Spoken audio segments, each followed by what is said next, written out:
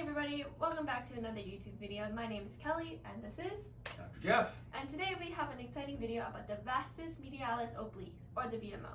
So the vastus medialis oblique is a small muscle that's a triangle shape that's right here on the inside of your thigh. It's a part of the quadriceps complex. So Dr. Jeff, what does the VMO do for the body? Well, the VMO, as you mentioned, is part of your quadriceps complex, and one thing it does, it provides the last 10 to 20 degrees of straightening your leg, of extension of your knee. And it's very important for stabilizing the inside of the knee, the kneecap, because if it's not strong, what can happen, or not function properly, the kneecap will actually start to slide to the outside. And when that happens, the back of the kneecap will actually start to rub against the condyles of the femur, and that causes an irritation and a swelling. And this is when people will start to feel like they can't bend their knee up like this, and if they go too far, they'll actually, kneecap feels like it's going to blow off the front. And so for people who do have knee pain, does the VMO play a part? What causes it? Well, as I mentioned, it stabilizes the inside of the knee. We have something called a Q angle. So in your knee, the kneecap should go up and down through a groove between 11 and 14 degrees. And if it's not going through that groove, again, as I mentioned, it's going to irritate underneath the kneecap and cause some pain. And what can happen sometimes is the vastus medialis muscle becomes too weak. It's not going to be able to stabilize. And this happens with people who play a lot of court games such as badminton, pickleball, tennis, because we do a lot of lunging, and we're doing a lot of lunging. We're not actually going through that direction because everything we're doing is outside 20 degrees of extension. So what happens is the quads can get really tight, but the VMO does not. So the ratio gets out of sync, and the kneecap can start to wobble in there because it's not going up and down the groove properly.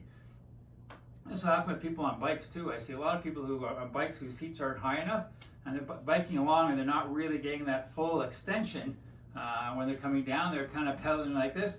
And again, your quad is exercising, but the VMO is not. So the VMO is not going to stay as strong as the rest of the quad, and again, that's going to cause disruptions in the Q angle. The other thing that can happen is that the iliotibial band is a band on the outside of your leg here, crosses your hip and your knee. It's not really a lot of muscle in it, it's more just a fascia trying to stabilize your hip and your knee. Now I see a lot of people that run, and what can happen is they're running, and they're always running on the same side of the road, so you're always running facing traffic. And if you ever look at a sidewalk, the sidewalk is graded. So you're always running with one leg shorter than the other. So I suggest if you are running, you should always run on the same side of the road out, on the same side of the road back. So one leg's going to be short on the way out, and the other leg will be short on the way back to stabilize that IT band. Also, the IT band stabilizes the hip and the knee. And so if you're on uneven ground, such as you're walking, you're running on rocks or roots or a trail of some sort, that IT band is always going to be firing. And the IT band can get very, very tight. And again, if the IT band gets too tight and the vastus medialis can't keep up, again, that's going to track that kneecap outside that Q angle. You can get the rubbing and swelling inside and behind the knee.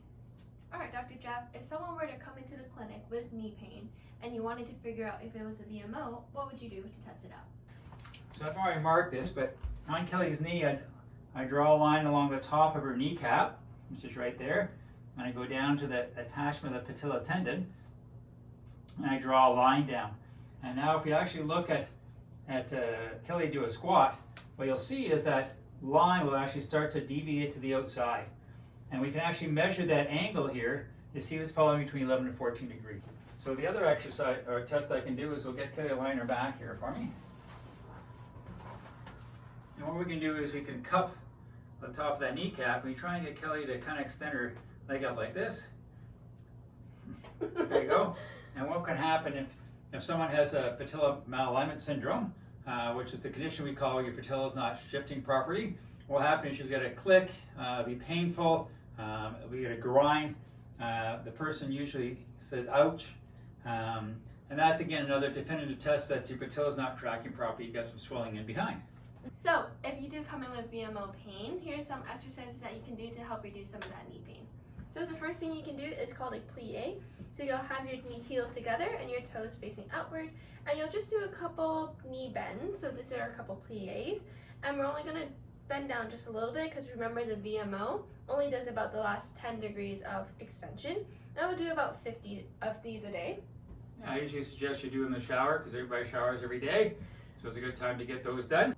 And another exercise that you can do is a little lunge. So what you do is you have both of your feet shoulder width apart, both of your toes facing forward, and so what you'll do is you'll have this one on your toes and you'll just do a little bend and a little up.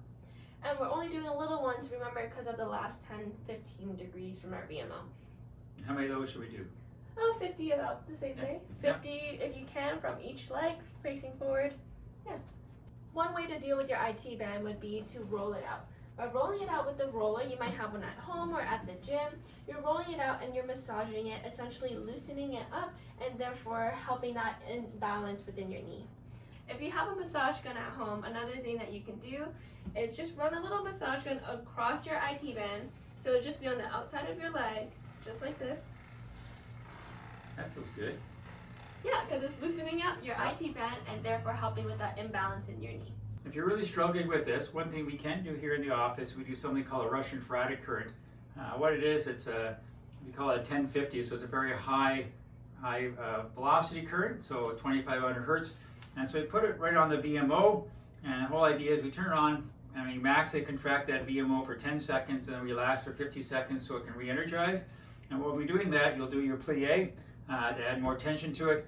And we find we do about 9 treatments of that equals about 6 weeks of weight training in the gym. So if somebody has a really bad VMO issue going on, we can always do that. Yeah, so come on to the clinic if you are concerned about your knee pain and if you're curious whether your VMO is a part of that. Come on in, Dr. Jeff can take a look and then we can assess from there.